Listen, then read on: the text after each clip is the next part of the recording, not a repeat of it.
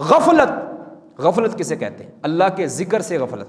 سیدنا عبداللہ بن عباس رضی اللہ تعالیٰ عنہ جو مفسر قرآن ہے، وہ سورۃ ناس کی تفسیر کے اندر فرماتے ہیں کہ الشیطان جاسم علی قلب ابن آدم، شیطان انسان کے دل کے اوپر ٹکٹکی لگا کر بیٹھا ہوا ہے، اس کے اوپر پوری نظر رکھے ہوئے ہے۔